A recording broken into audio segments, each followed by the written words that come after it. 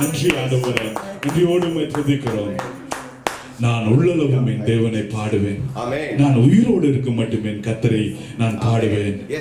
நான் உயிரோடு இருக்கும் மட்டும் என் தேவனை கீர்த்தனம் பண்ணுவேன் என்று இப்படியாக நாம் சங்கீதத்திலே பார்த்தோம்.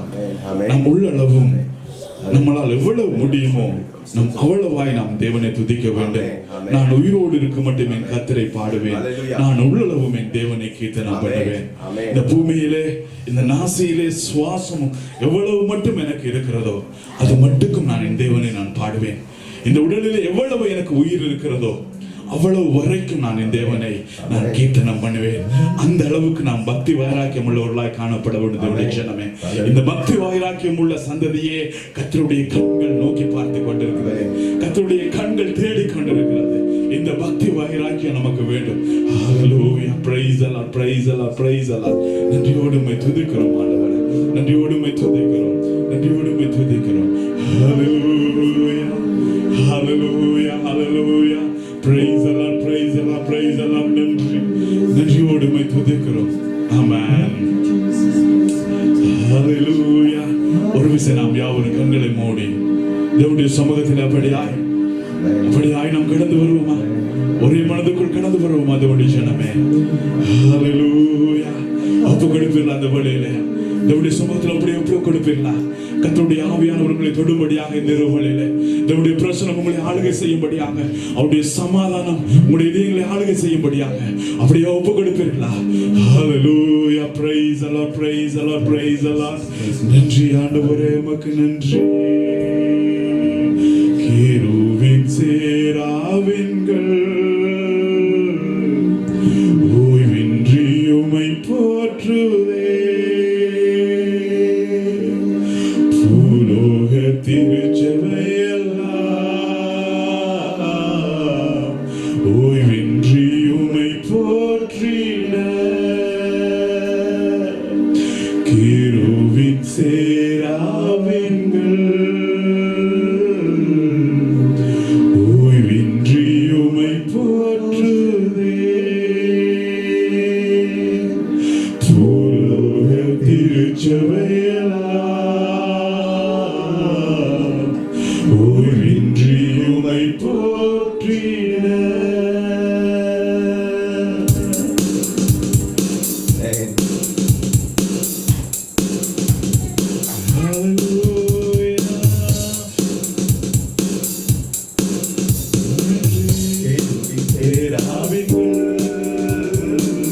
ஓய்வின்றி உம்மை போற்றுதே. பூலோக திருச்சபையெல்லாம் ஓய்வின்றி உம்மை போற்றிட. கேருவின் சேராவின்கள் ஓய்வின்றி உம்மை போற்றுதே. பூலோக திருச்சபையெல்லாம் ஓய்வின்றி உம்மை போற்றிட. யாவரும் சேர்ந்து சொல்லுவோமா? நீர் பரிசுத்தர், பரிசுத்தர், பரிசுத்தர், எங்கள் பரலோக ராஜாவே. ஹalleluya. இந்த வானம் பூமியும் யாவும் உந்தன் நாமத்தை உயர்த்தட்டுமே. ஹalleluya.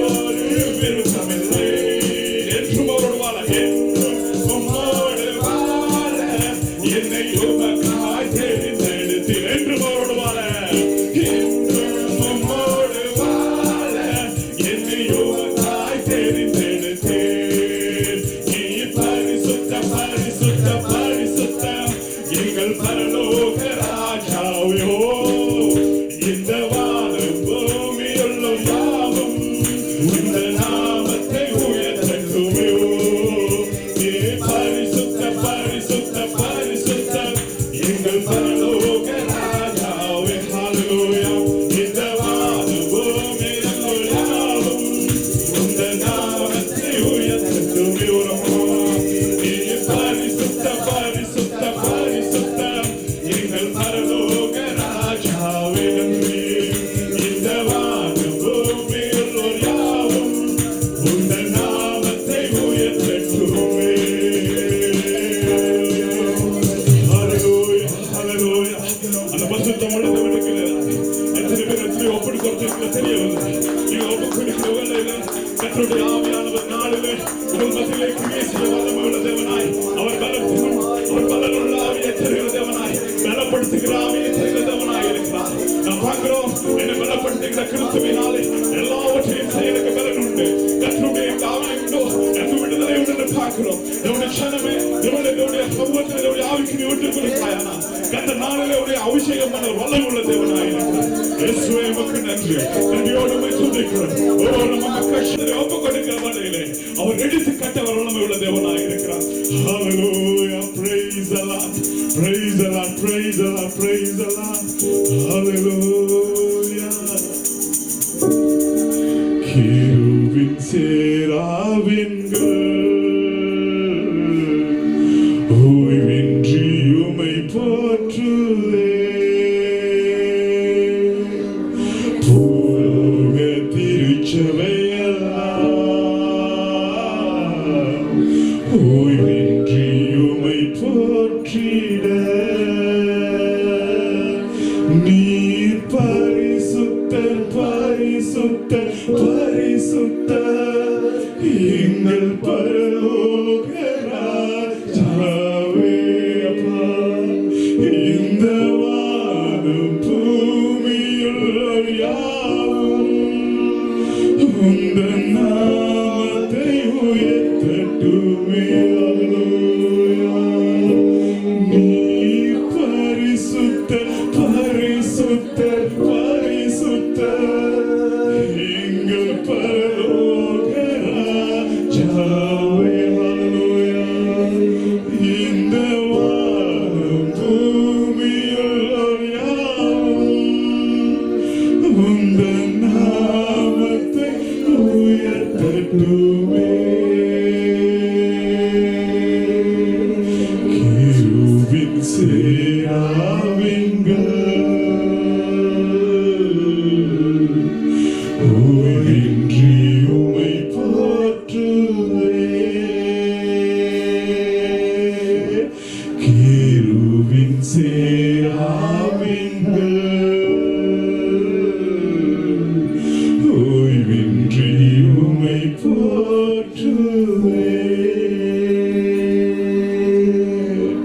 நீங்க பேசுங்க, நீங்க நடத்துங்க, நீங்க நடத்துங்க. நாங்க நிக்கிறது கடைசி காலம் என்று அடிக்கடி சொல்லிக் கொண்டிருக்கிறீங்க சுவாமி.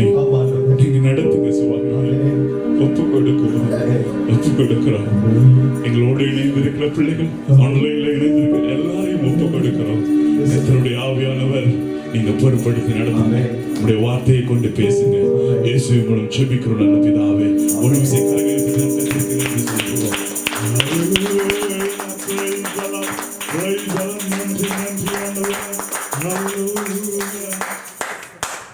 ஆமென். கர்த்தர் தாமே உங்களை ஆசீர்வதிப்பாராக. தேவனுடைய ஜனமே, கர்த்தருடைய ஆவியை பெற்ற தேவனுடைய ஜனமே, அப்படியே தேவ பிரசன்னத்தோடு காத்திருப்போம். கர்த்தர் தம்முடைய வார்த்தைகளை கொண்டு பேச வல்லமை உள்ள தேவனாய் இருக்கிறார். ஆமென். தேவன் நடத்துவாராக. எசேக்கியேல் 16ஆம் அதிகாரம் 62வது வசனத்தை நாம் வாசிப்போம். ஹல்லேலூயா. உன்னோடு என் உடன்படிக்கையை பண்ணி ஏற்படுத்துவேன். அப்பொழுது நான் கர்த்தர் என்று அறிவாய். ஆமென். இங்கிலீஷ்ல வாசிப்போம். So I will establish my covenant with you, and you will know that I am the Lord.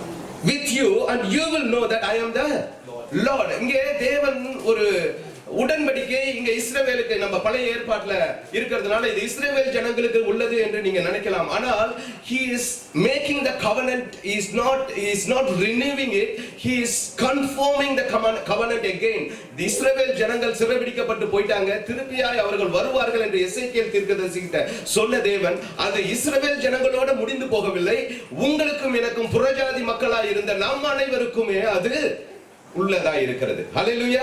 அத எரேமியா 39ஆம் அதிகாரத்துல I will establish my new covenant அப்படினு ஆண்டவர் சொல்றார். the new covenant, புதிய உடன்படிக்கை அப்படினு சொல்றார். இந்த covenant அப்படிங்கற காரியத்தை குறித்து இன்னைக்கு நம்ம பார்க்க போகிறோம். நல்லா கவனிங்க. உடன்படிக்கை அப்படின்னு நீங்க என்னன்னு பாத்தீங்கன்னா, உடன்படிக்கையோட பிரதானம் என்னன்னு பாத்தீங்கன்னா, வேதத்துல நிறைய உடன்படிக்கையை குறித்து கிட்டத்தட்ட வேத பண்டிதர்கள் என்ன சொல்றாங்கன்னா 12 வகையான உடன்படிக்கை சொல்லப்பட்டிருக்கிறது, அதாவது குறிக்கப்பட்டிருக்கிறது என்று கணக்கிடுகிறார்கள்.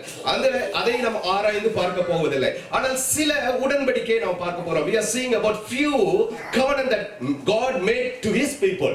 சில காரியங்களை நான் உங்களுக்கு அப்படியே வரிசைப்படுத்துகிறேன், அதனுடைய டீப்ல நம்ம போல. ஆனா கவனிங்க, முதல்ல வானத்தையும் பூமியும் எல்லாவற்றையும் உண்டு பண்ணி தேவன் ஆதாமோடு ஒரு உடன்படிக்கை பண்ணுகிறார். இப்படி அவனுக்கு ஆளுகை தன்மையை கொடுத்து ஒரு உடன்படிக்கை பண்ணுகிறார். ஆதாம் அதை இழந்து போனான். ஓகேங்களா, அது ஒரு உடன்படிக்கை.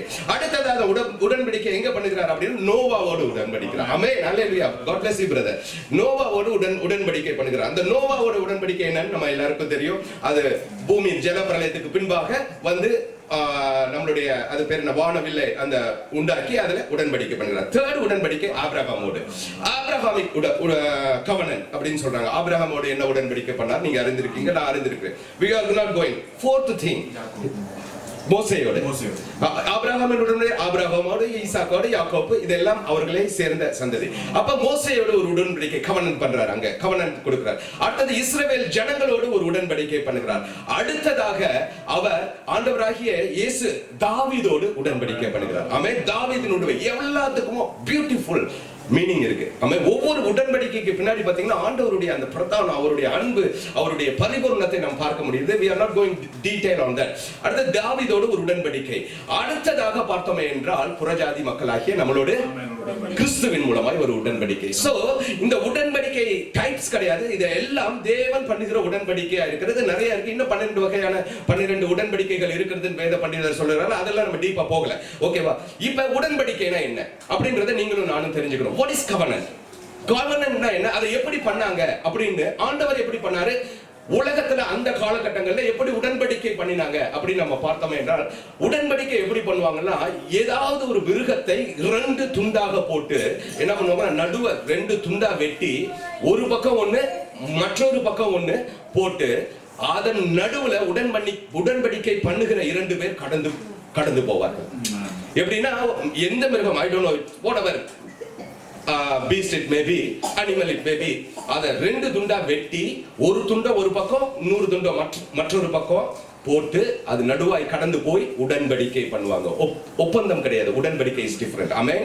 நம்ம எல்லாரும் ஆதியாகமம் 15ஆம் அதிகாரம் எடுத்துக்கொள்வோம். Genesis chapter 15. turn your bible and read it. எல்லாரும் இதை எடுங்க, ஏன்னா இது நம்மளுடைய சபைக்கு தேவன் பண்ணுகிற உடன்படிக்கையா இருக்கிறது. ஆமென், ஹalleluya. 15ஆம் அதிகாரத்தை எடுத்துக்கொள்வோம். ஆதியாகமம் 15, Genesis chapter 15. ஆனா verse 8ல இருந்து நான் வாசிக்கிறேன். நீங்க ஆபிரகாமுக்கு தேவன் உடன்படிக்கை அவர் பண்ணுகிறதுக்கு முன்பாக சில காரியங்களை பண்ண செய்கிறார். ஆமென். இப்ப நம்ம வாசிப்போம். இங்கே 8வது வசனத்திலிருந்து நான் வாசிக்கிறேன். இங்கிலீஷ்ல தமிழ்ல வாசிக்க நமக்கு நேரம் இல்லை, அதனால நீங்க ஃபாலோ பண்ணுங்க, நான் வாசிக்கிறேன். அதற்கு அவன் போது ஆபிரகாம், Genesis 15 verse 8ல இருந்து நான் வாசிக்கிறேன். ஆதியாகமம் 15ஆம் அதிகாரம் 8ல இருந்து வாசிக்கிறேன். அதற்கு அவன் ஆபிரகாம், கர்த்தராகிய ஆண்டவரே, நான் அதை சுதந்தரித்துக் கொள்வேன் என்று எதினால் அறிவேன் என்றான். இப்ப ஆபிரகாமுக்கு ஒரு சந்தேகம் வந்துருச்சு. எல்லாம் அவன் நம்பிதான் வெளியே வந்தான், நம்பிதான் அவன் எங்க ஆரானில் இருந்து வெளியே வருகிறான், கானான் தேசத்துக்கு எல்லாம் வந்துட்டான். அநேக பாடுகளின் மத்தியில அவன் என்ன பண்ணுகிறான், அவன் கர்த்தரை நம்பி விசுவாசித்து போறவனா இருக்கிறான். இப்ப நீர் இதை நான் எப்படி நம்புறது ஆண்டவரே, இது நீ, அதுதான் அவன் கேட்கிறாங்க. அந்த வசனத்தை திரும்பி, அதை நான் சுதந்தரித்துக் கொள்வேன் என்று எதனால் அறிவேன்றான். உனக்கு உன் சந்ததிக்கு கானான் தேசம்ன்ற ஒரு தேசத்தை நான் கொடுக்க போறேன் அப்படின்னு ஆண்டவர் சொல்லி இருக்கிறார்ல ஆபிரகாம்கிட்ட. அதை நான் சுதந்திரிப்பேன்றதை எதனால் அறிவேன்? அதுக்கு என்ன confirmation? What is the confirmation of that அப்படின்னு சொல்லி அவன் கேட்கிறான். அப்பதான் இதுக்கு டீடைலா, ஏன்னா இதே ஒரு சப்ஜெக்ட், இதுக்கு உள்ளார நம்ம போகாம இப்ப இதற்கு தேவன் சொல்லுகிறார். அப்ப ஆண்டவர் ஆபிரகாமோடு பேசுகிற காரியத்தை நீங்க இங்கிலீஷ்ல வாசிங்க, அப்படியே பைபிள்ல நீங்க வாசிக்க வேண்டாம், நீங்க ஃபாலோ பண்ணிக்கீங்க. தமிழ்ல மட்டும் வாசிக்கிறேன், நேரம் இல்லை. அவன் அவைகள், அதாவது 9வது வசனம் வாசிக்கிறேன். அதற்கு அவர் 3 வயது கிடாரியை 3 வயது வெள்ளாடையும் 3 வயது ஆட்டுக்கடாவையும் ஒரு காட்டுப்புறாவையும் ஒரு புறா குஞ்சியும் என்னிடத்தில் கொண்டு வா என்றார். அவன் அவைகள் எல்லாவற்றையும் அவரிடத்திலே கொண்டு வந்து அவைகளை நடுவாக துண்டித்து துண்டங்களை ஒன்றுக்கொன்று எதிராக வைத்தான். பட்சிகளை அவன் துண்டிக்கவில்லை. அதுக்கப்புறம் வசனங்களை வீட்டுல போய் படிங்க. துண்டிக்கவில்லை. இப்ப நான் திருப்பி 15வது வசனத்திலிருந்து நான் வாசிக்கிறேன். ஆண்டவர் நிறைய காரியங்களை சொல்றாரு, எல்லாம் சொல்லிட்டு 17வது வசனத்தை வாசிக்கிறேன். சூரியன் அஸ்தமித்தது, காரிருள் உண்டான பின்பு இதோ புகையும் சூளையும் அந்த துண்டங்கள் நடுவாய் கடந்து போகிற அக்னி ஜுவாலையும் தோன்றின. அந்நாளிலே கர்த்தர் ஆபிரகாமோடு உடன்படிக்கை பண்ணுகிறார். இப்ப ஆண்டவர் எப்படி உடன்படிக்கை பண்ணுகிறார்? உடன்படிக்கையின் அடையாளமா என்ன? 2 துண்டம், சரி, மாம்ச துண்டம், 2 துண்டம், நடுவுல ரத்தம். அதை கடந்து தேவன் கடந்து போகிறார். எப்படி?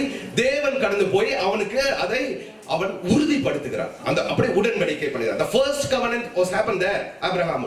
அப்புறமா தான் 17வது வசனத்துல பாத்தீங்கன்னா ஆபிரகாமுடைய சந்ததி, நீயும் உன் சந்ததியும் உன்னுடைய பிள்ளைகளும் அவனுடைய சந்ததிகளும் என்னுடைய ஜனமாய் இருக்கும்படி உன்னுடைய நுனி தோளின் மூலமாய் என்னோட உடன்படிக்கை பண்ணு அப்படின்னு சொல்லுகிறார். அந்த நுனி தோளின் மூலமாய் உடன்படிக்கை பண்ண சொல்படியா தேவன் அங்கே சொல்லுகிறார். சோ அப்ப அந்த இடத்துல நம்ம என்னத்தை நம்ம பார்க்கிறோம் அப்படின்னு சொன்னா, அப்ப மாம்சமும் ரத்தமும் உடன்படிக்கைக்கு தேவையான ஒரு விஷயமா இருக்கிறது. The flesh and blood is more essential for making covenant.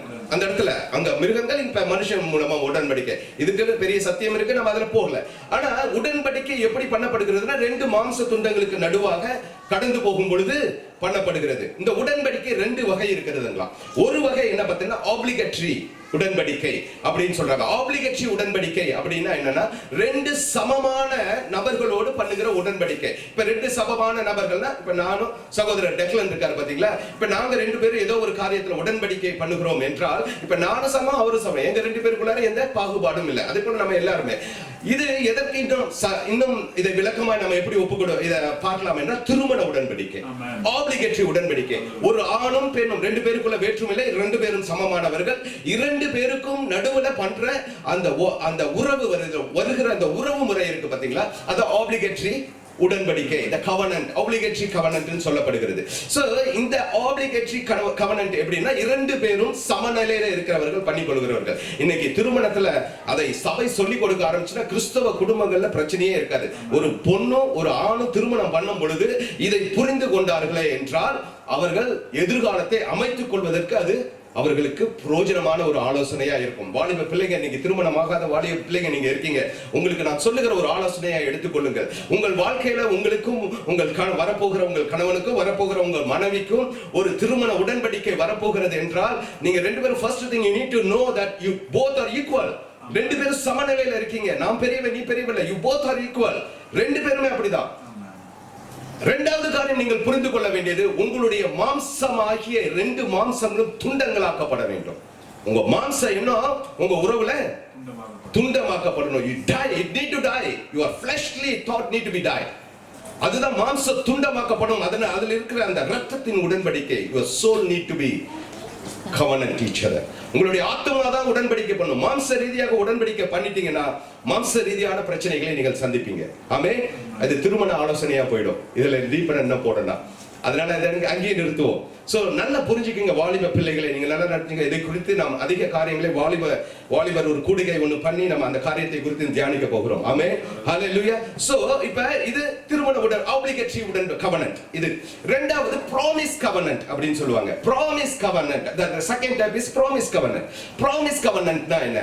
இதுக்கு என்ன சொல்றாங்கன்னா, சுசேரியன் அப்படின்னு சொல்றாங்க, வாசல் அப்படின்னு சொல்றாங்க. சுசேரியன் அப்படின்னா அதுக்கு என்ன அர்த்தம் என்றால் the royal, பிரதானமான ராஜாதி ராஜா. இது இரண்டு பேருக்கு நடுவுல நடக்கிற ஒரு உடன்படிக்கை தான் இது. எப்படின்னா ஒரு ஆளு சுசேரியன் அப்படின்னு சொல்லப்படுகிறது, அப்படின்னா ராஜாதி ராஜாவா இருக்கான், இன்னொரு ஆளு பண்ணக்காரனா இருக்கான். எப்படி இவங்க ரெண்டு பேருக்கு நடுவுல உடன்படிக்கைக்கு பேரு promise covenant. Hallelujah, praise the Lord. புரியுதா? எல்லாரும் ஃபாலோ பண்றீங்களா?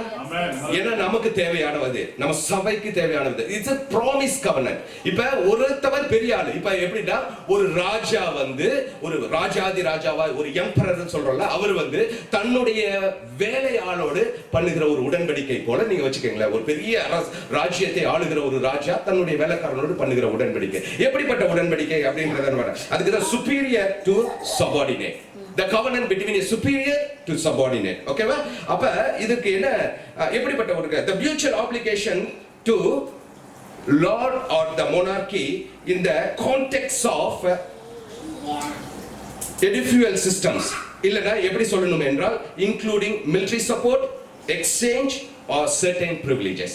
எப்படிப்பட்ட உடன்படிக்கை என்றால் அவர்களுடைய பாதுகாப்புக்கான ஒரு உத்தரவாதம், அவர்களுடைய தேவைகளை பூர்த்திப்படுத்துகிற ஒரு உத்தரவாதம், மூன்றாவது அவர்களுக்கு அவர்களுடைய பிரிவிலேஜ், அவர்களுடைய தன்மானம் காக்கப்படக்கூடிய ஒரு உத்தரவாதம் கொடுக்கப்படுகிற இடம்தான் அந்த ப்ராமிஸ் கவனன்ட் சொல்லப்படுகிறது. இப்ப கர்த்தர் மோசேயோடு நம் தேவன் உங்களை முன்னும் உடன்படிக்கை பண்ணின உடன்படிக்கை எதற்கு ஒப்பாய் இருக்குன்னா இட்ஸ் a promise covenant. எப்படி இது வாக்குத்தத்த உடன்படிக்கை, the promise covenant. அதனாலதான் வாக்குத்தத்தத்தை நாம் இப்பொழுது தியானிக்கிறோம். நம்ம வாக்குத்தத்தத்தை புதுசா சொல்லல. நான் இன்னைக்கு வந்துட்டு எசேக்கியேல் தீர்க்கதரிசியின் புத்தகத்தை எடுத்து நான் படிச்சு சொல்றேன்னா நான் வாக்குத்தத்தத்தை இன்னைக்கு புதுசா உங்ககிட்ட வந்து சொல்லல.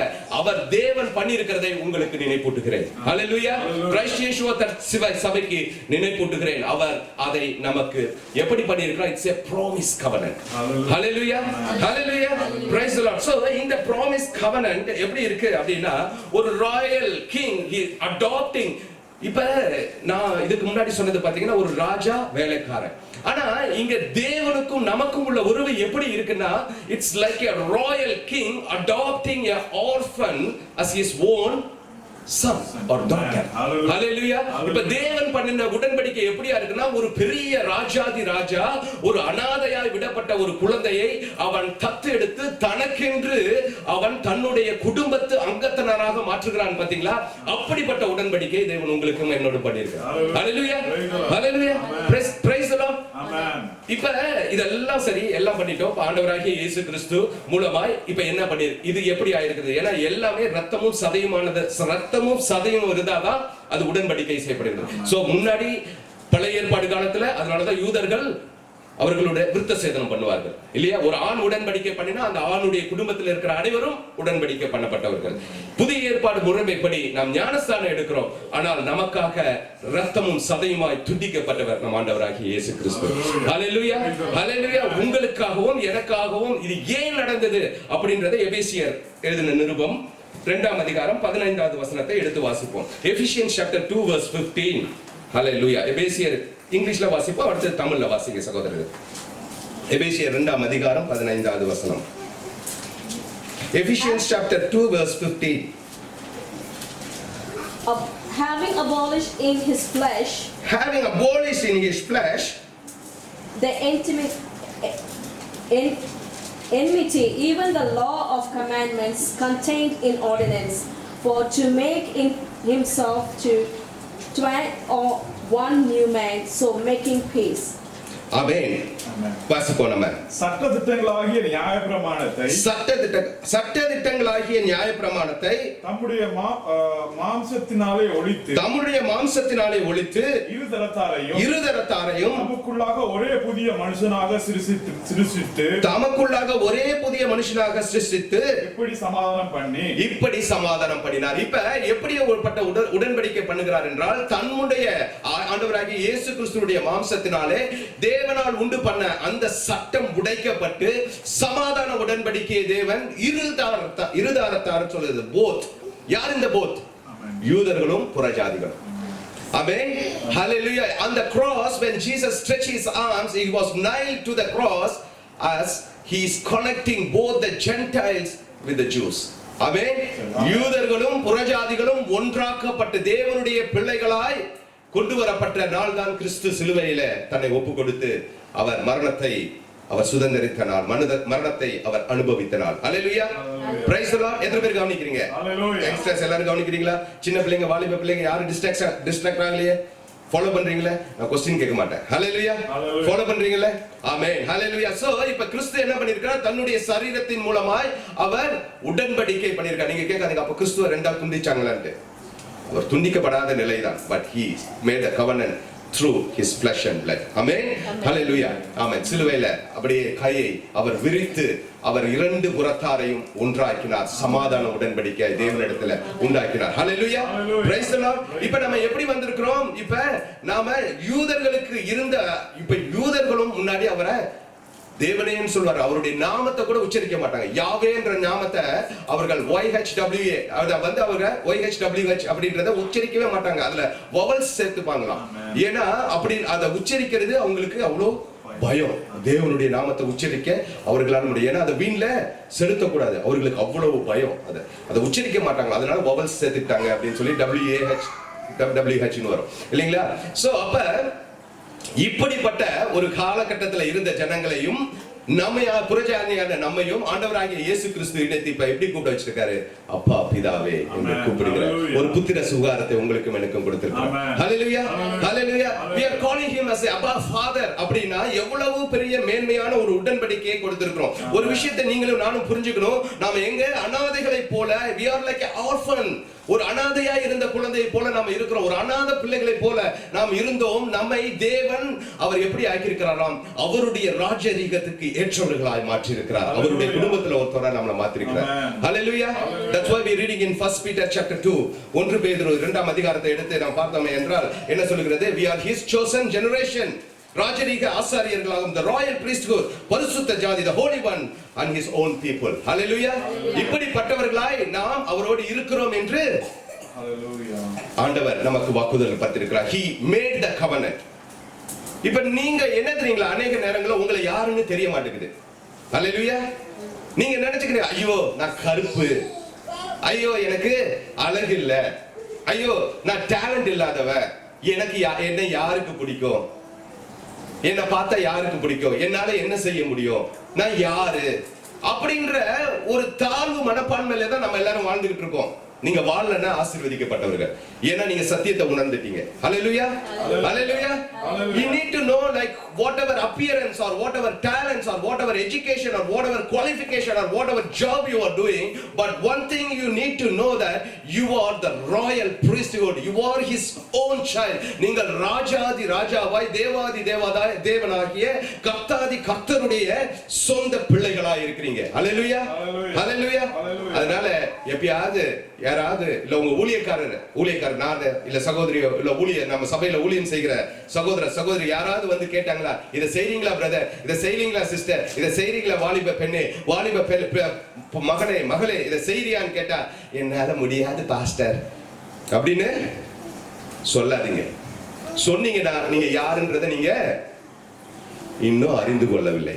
Hallelujah. Today is the day you need to know that. You are his own people. Hallelujah. The royal priesthood, his own generation, his own, the holy nation, his own people. Amen. Amen. அவருடைய சொந்த ஜனங்களாய் இருக்கிறீங்க, ராஜரீக ஆசாரியர்களாய் இருக்கிறீங்க. Amen. இந்த ராஜா அப்படின்னாலே சில சட்ட திட்டங்கள்லாம் இருக்குங்க. ராஜா குடும்பத்துல அநேக சட்ட திட்டங்கள் இருக்கும். எப்படி? ராஜாவுடைய குடும்பங்கள்ல அநேக சட்ட திட்டங்கள் இருக்கும். குடும்பத்தினர் அதை ஃபாலோ பண்ணணும். எப்படி? குடும்பத்தினர் ஃபாலோ பண்ணணும். நான் இப்ப சமீபத்துல ஒரு காரியத்தை படித்தேன். நான் என்னன்னா, பிரின்ஸ் ஹாரியோ அந்த இன்னொரு வைஃப் பேர் என்ன, மெக்ரேல் இல்லையா, மேகன் மார்க்கல் இல்லையா, இவங்க ரெண்டு பேரும் இப்ப வந்து ராயல் கேட்டகரியை இழந்துட்டாங்க இல்லையா. they are not royal anymore. அவங்க இனிமே அரச குடும்பத்தை சேர்ந்தவர்கள் அல்ல. இனிமே they withdraw it. அவங்க விட்டுட்டாங்க. இனிமே எங்களுக்கு அது தேவையில்லை அப்படின்னு சொல்லி விட்டுட்டு they came out. இப்ப இத விட்டுட்டதுனால இப்ப அவங்க 10 விஷயம்ன்றதே சொல்றாங்க. 10 காரியங்கள் அவங்க பண்ணலாமா. இந்த 10 காரியங்கள் என்னன்னு நீங்க சொல்ற, இத நல்லா கவனிச்சுட்டு வாங்க. இந்த ராயல் அந்த தகுதி, அந்த ராயல் ஸ்தானம் இருக்குல்ல, the royal children அப்படின்ற அந்த ஸ்தானம் இருக்குல்ல, ராஜ குடும்பத்து வம்சம், இந்த ஸ்தானத்தை அவங்க விட்டதுனால இந்த 10 காரியங்களை இனிமே அவங்க செய்யலாம் அப்படின்னு இந்த சில 10 காரியங்களை சொல்லியிருக்காங்க. இன்னும் மேற்கொண்டு நிறையவும் செய்யலாம். ஹல்லேலூயா. நான் வாசிக்கிறேன். முதல் இது, they can freely kiss in the public. husband and wife, அவங்க husband and wife தான் பப்ளிக்ல ஃப்ரீயா கிஸ் பண்ணலாமா? இதுக்கு முன்னாடி பண்ணக்கூடாது. ராயல் குடும்பத்தை சேர்ந்தவர்கள் கணவன் மனைவி public அப்பியரன்ஸ்ல they won't kiss. They kiss only for one time when they did the marriage. They will do. அதனால தான் அந்த ஃபர்ஸ்ட் கிஸ் பார்க்கிறதுக்கு அந்த லண்டன் தேசமே கூடி இருக்கும். ஏன்னா அதுக்கப்புறம் அவங்களால பார்க்க முடியாது. That's why நம்ம கூட சில நேரத்துல நீங்க இத பார்க்கிறதுக்கு இவ்வளவு நேரம் வந்து இந்த ஜனங்களா நிக்கிறாங்க. They can see only, they got one opportunity and the time they got married. அதுக்கப்புறம் பண்ணக்கூடாது. ஆனா இப்ப இனிமே அவங்க 2 பேரும் அதை பண்ணலாம். இரண்டாவது காரியம், காமன் ட்ரெஸ், பப்ளிக் ட்ரெஸ், அதை அவங்க இனிமே யூஸ் பண்ணலாம். பாதி அரகுற ஆடைகள், குட்ட பாவாடை, இல்ல வெறும் நீச்சல் உடைகள், இப்படிப்பட்ட காரியங்களை அவர்கள் இனிமே பப்ளிக் அப்பியரன்ஸ் இது எல்லாமே பப்ளிக் அப்பியரன்ஸ்ல போடலாம். ராயலா இருக்கும் பொழுது, அவர்கள் ராஜரீக குடும்பத்தை சேர்ந்தவர்களா இருக்கும் பொழுது ஃபுல் ட்ரெஸ் போடணும், முட்டிக்கு மேல பாவாடை போடக்கூடாது. Always they need to wear a hat. தொப்பி அணியணும். That's a royal. நீங்க ராஜா குடும்பத்தை, நாம இளவரசியை பார்க்க போனாலும் நமக்கும் அதே தகுதி தான். நீங்களும் அப்படி போக முடியாது. அதனாலதான் ராஜா குடும்பத்துல அன்னைக்கு பிரின்ஸ் ஹாரியோட மேரேஜ்ல பாத்தீங்கன்னா, that's why a pastor told, like, even the Hollywood actors who stripped themselves, they covered fully for the marriage அப்படின்னு சொன்னார். ஏன்னா ராஜா குடும்பத்தினுடைய சட்டம். ஹல்லேலூயா, praise the Lord, praise the Lord. அப்ப இது இனிமே அவங்க பண்ணலாம். மூன்றாவது காரியம், பிள்ளைகளுக்கு கூட ட்ரெஸ் கோட் இருக்கா. குழந்தையா இருந்தாலும் சரி, பிள்ளைகள், உங்க பிள்ளைங்க எவ்வளவு பெருசா இருக்கோ அவங்களுக்கு சட்ட திட்டங்கள், அந்த முறைமைப்படி தான் நீங்க அவர்கள் பிள்ளைகளுக்கு இனிமே அது அவங்களுக்கு பிரச்சனை, என்ன ட்ரெஸ் வேணாலும் போடலாம் பிள்ளைகளுக்கு. நாலாவது காரியம், சீட்டு விளையாடலாம். இனிமே அவங்க ராஜா குடும்பத்துல சீட்டு விளையாட மோனோபாலியா, அது பேர் என்ன சொல்லுவாங்க, மோனோபாலி இல்லையா, அது விளையாடக்கூடாது. ராஜ குடும்பத்தார் சீட்டு விளையாடக்கூடாது, இனிமே விளையாடலாம் அவங்க. அஞ்சாவது விஷயம், சாப்பாடு முறைகள். they have a perspective type. சில தேர்ந்தெடுக்கப்பட்ட உணவுகளை மாத்திரம் தான் உண்ணலாம். சீ ஃபுட்ஸ்ல சில வகைகள், ஷெல் ஃபிஷ், இந்த மாதிரியான சில வகைகள் அவர்கள் உண்ணக்கூடாது. ரேர் மீட்ஸ், எல்லா விதமான மாம்சத்தையும் அவர்கள், அதுக்கு ஒழுங்குமுறை இருக்கு அவர்களுக்கு. அதே போல ரொம்ப ஓவர் ஸ்பைசி, காரம் சாப்பிடக்கூடாது பிரதர். ஆமென், ஹல்லேலூயா. அதே போல நோஸ்டிக் வேற காரியங்கள்ல நிறைய சொல்லப்பட்டிருக்கு. நான் அதுக்கு இன்னும் டீப்பா போகல, அது நமக்கு டைம் ஆயிடும். ஆமென். இவையெல்லாம் முன்னாடி அவங்க சாப்பிடக்கூடாது, இப்ப சாப்பிடலாம். ஆறாவது விஷயம், காஃபி குடிக்கும் பொழுதோ டீ குடிக்கும் பொழுதோ அந்த ஹேண்டில கரெக்டா பிடிச்சுதான் குடிக்கணும். அதுக்கு ஒரு முறை இருக்கு. ஹேண்டில பிடிக்கும் பொழுது உங்க ஃபிங்கரு வெளியே வரக்கூடாது. இப்படி பிடிச்சோ குடிக்க கூடாது. அதே மாதிரி இப்படி பிடிச்சு காஃபியை பப்ளிக் அப்பியரன்ஸ்ல குடிக்க கூடாது. முறையா ஹேண்டில பிடிச்சு அதை குடிக்கிறதுக்கு ஒரு முறை இருக்கு. இனிமே அவங்களுக்கு அது பிரச்சனை இல்லை. அவங்க எப்படி வேணாலும் காஃபி எடுத்து தலைகீழா வச்சு கூட குடிக்கலாம். ஹல்லேலூயா, பிரைஸ் தி லார்ட். மூணாவது, ஆறாவது, ஏழாவது காரியம், ஆட்டோகிராஃப் போடக்கூடாது பப்ளிக் அப்பியரன்ஸ்ல. யாருக்குமே ஆட்டோகிராஃப் அவங்க போட முடியாது, போட்டு கொடுக்க கூடாது. இனிமே அவங்க ஆட்டோகிராஃப் கொடுக்கலாம். எட்டாவது விஷயம், ஃபேன்ஸ் ஹக் பண்ணக்கூடாது. ஃபேன்ஸ், அவங்களுக்கு நிறைய ஃபேன்ஸ் இருப்பாங்களா public அப்பியரன்ஸ்ல, they can't hug their fans. They can shake hands or sometimes they can touch, but they can't hug them. புது வேலைக்கு போக கூடாது. அவங்களுக்கு லண்டன்ல, யூகே, இங்கிலாந்துடைய வேலை செய்கிறவருடைய டாக்ஸ் பணத்துல அவங்களுக்கு சம்பளம் கொடுக்கப்படுது. they should not work. அவங்க வேலையே செய்யக்கூடாது. அந்த வரி பணத்துல தான் அவங்க வரணும். அவங்க வேலை செய்யறதெல்லாம் அரண்மனை வேலைகள் மற்றும் இந்த அட்மினிஸ்ட்ரேஷன் ஒர்க், அதை மட்டும் தான் பண்ணோம். இது இருந்தா நமக்கு எவ்வளவு நல்லா இருக்கும். ஹல்லேலூயா, பிரைஸ் தி லார்ட். இது நல்லா இருக்கு அப்படின்னு தோணும் நமக்கு. ஆமென். பத்தாவது, they always என்ன பண்ணணும், they need to keep the royal, அதாவது கிஃப்ட்ஸ் எல்லாம் கொடுப்பாங்க பாத்தீங்களா. இப்ப கிஃப்ட்ஸ் எல்லாம் நம்ம கொடுப்போம் இல்லையா, இதே மாதிரி சில வகையான சில கிஃப்ட்ஸ் எல்லாம் அவங்க வாங்கக்கூடாது. எல்லார்ட்டையும் கிஃப்ட்ஸ் வாங்க முடியாது. குறிப்பா சொல்லணும்னா, ஒரு $150 யாராவது கிஃப்ட் கொடுக்குறாங்க அப்படின்னா அதெல்லாம் நீங்க வாங்கக்கூடாது. ஏன்னா ராயல் குடும்பம், இனிமே இப்ப அவங்க வாங்கலாம். சோ அதுக்குன்னு ஒரு முறைமைகள் இருக்கு, வரமுறை இருக்கு, லிஸ்ட் இருக்கு. அப்படிப்பட்ட கிஃப்ட்ஸை தான் அவங்க பெற்றுக்கொள்ளலாம். இதெல்லாம் நம்ம நினைச்சிட்டோம். இப்ப இவங்க இழந்தது என்ன? இப்ப இதெல்லாம் அவங்க செய்யலாம். இழந்தது என்ன? ராயல் டைட்டில் இனிமே அவங்களுக்கு கிடையாது.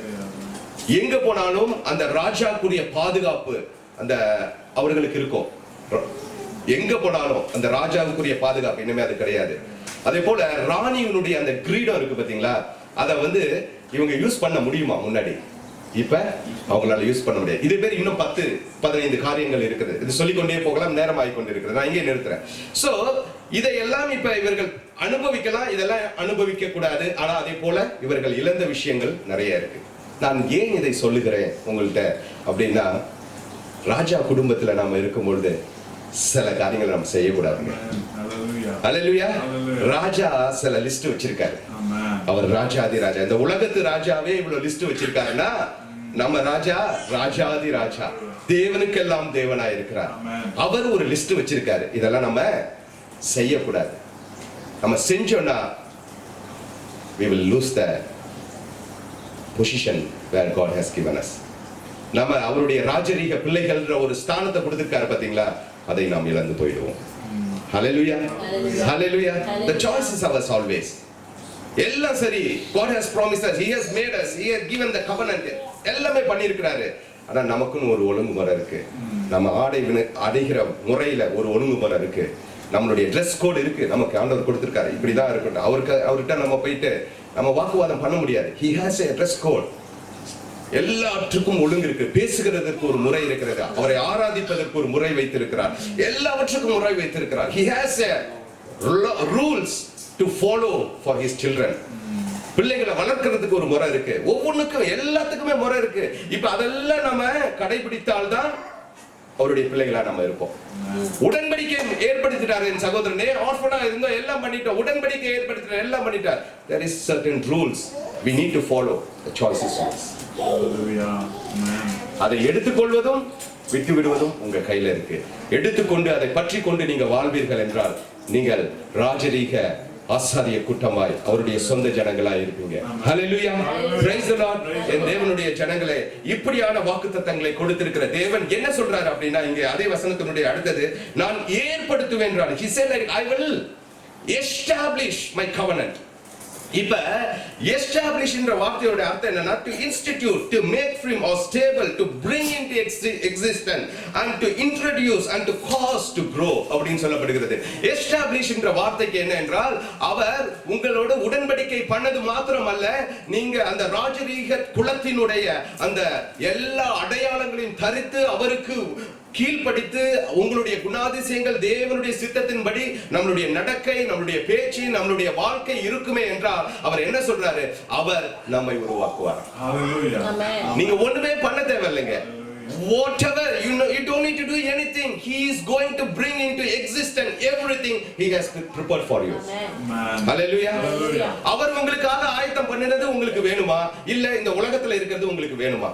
அவருக்காக. ஏன்னா நீங்க ராஜா குடும்பத்தா இருக்கீங்க. ராஜா குடும்பம் ரோட்ல இருக்கிறவங்க பண்றத பண்ணக்கூடாது. பண்ணனா நாம அவர் நமக்கென்று வைத்திருக்கிறதை இழந்து போவோம். பண்ணாம நம்மளை காத்து கொண்டோம் என்றால் அவர் நமக்கென்று வைத்திருக்கிறதை நாம் பெற்றுக்கொள்வோம். Hallelujah. Hallelujah. Jesus Christ is going to come back as a King of Kings. As it's time, I am finishing that. அவர் ராஜாதி ராஜாவை திரும்பி வரப்போகிறார். Hallelujah. Hallelujah. அவருடைய ராஜரீக குழந்தைகளை அவரோட எடுத்துட்டு கூட்டிட்டு போறாரு. அவர்களுக்கென்று ஆயத்தப்படுத்தினதை அவர் அவர்களுக்கு கொடுக்க போகிறார். இந்த பூமியிலும் அவர் உங்களுக்கு பண்ணின உடன்படிக்கையின்படி அவர் உங்களை ஆசீர்வதிக்க வல்லவராய் இருக்கிறார். Only one thing you need to do, just keep the rules. ஆமென். ஆமென். அன்பின் கட்டளையை நீங்கள் பற்றிக்கொண்டு நீங்கள் வாழ்வீர்கள் என்றால் நீங்கள் அவருடைய சொந்த குமாரராய் ராஜரீக புத்திரராய் இருப்பீங்க. Then he say finally, இப்படியாய் அவர் சொல்லுகிறார், அப்பொழுது நான் கர்த்தர் என்று அறிவாய். அவர் தேவன் என்று நீங்கள் எப்படி அறிந்து கொள்வீங்க?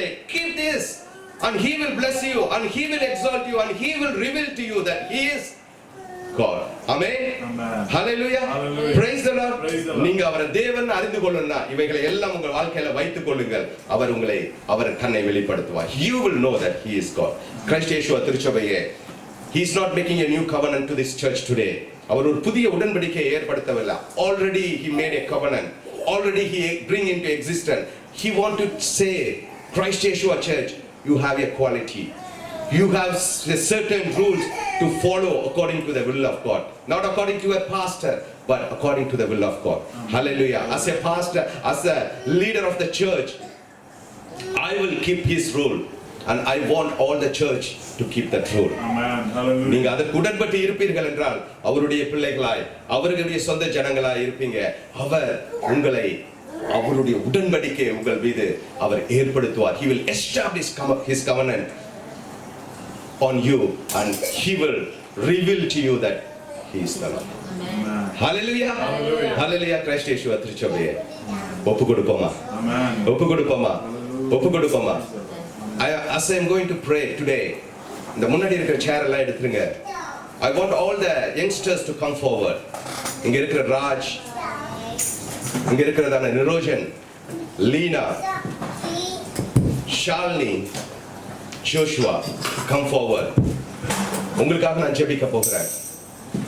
உங்களுக்கு ஜெபித்து விட்டு இருக்கிற பிள்ளைகளுக்காக ஜெபிக்க போகிறேன். பிள்ளைகள் அங்கே இங்கேயும் போக வேண்டாம், எல்லாரும் இங்கே இருங்க. Dear beloved youths, you need to know you are not an ordinary person. நீங்கள் ஒரு சாதாரணமானவர்கள் என்று உலகத்தாரை போல நாம் வாழலாம் என்று நீங்கள் நினைத்துக் கொள்ளாதீர்கள். அவர் உங்களுக்கு உடன்படிக்கையை ஏற்படுத்தி இருக்கிறார். உங்களில் அவர் தன்னுடைய உடன்படிக்கையை உண்டு பண்ணி உங்களை ஏற்படுத்துவேன் என்று சொல்லி இருக்கிறார். If you follow, if you want to be the royal children, you need to listen to his voice. You need to listen to his voice. இந்த வேளையில நீங்க உங்களுடைய காதுகளை நீங்கள் திறந்து அந்த தேவனுக்கு செவி கொடுக்கும்படியாய் உங்களை ஒப்புக் கொடுக்கிறேன். மற்றவர்கள் யாரும் அங்கே இங்கே போகாம பிள்ளைகளை விட்டுடுங்க. பிள்ளைகளை பத்தி கவலைப்படாதீங்க. சின்ன பிள்ளைகளை விட்டுடுங்க. கண்களை மூடி நாம் ஜெபம் செய்வோம். ஹல்லேலூயா. நீர் பரிசுத்தர், பரிசுத்தர், பரிசுத்தர், எங்கள் பரலோக ராஜாவே, இந்த வானம் பூமியுள்ள யாவும் உந்தன் நாமத்தை உயர்த்தட்டுமே. நீ பரிசுத்தர், பரிசுத்தர், பரிசுத்தர், எங்கள் பரலோக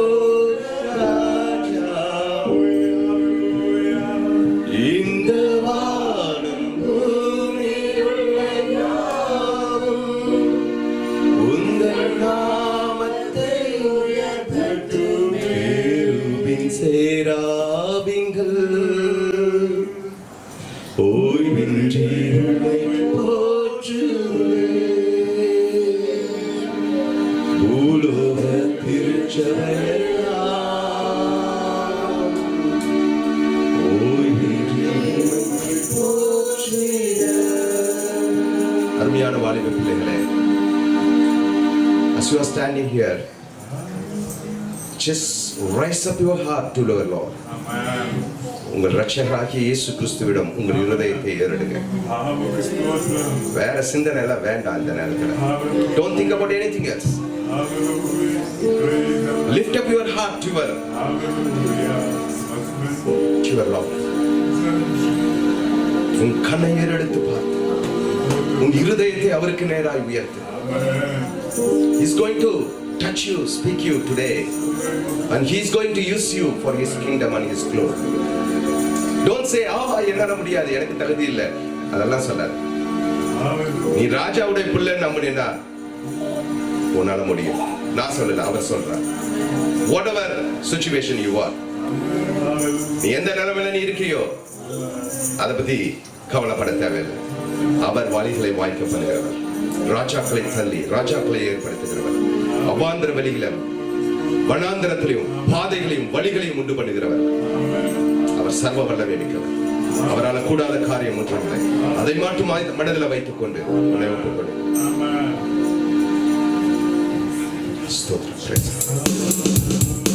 ஹல்லேலூயா. ஒப்புக்கொடுப்போம்.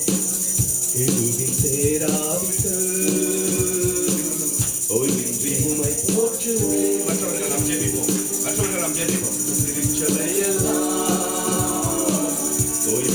உம்மை போற்றி பரிசுத்த பரிசுத்த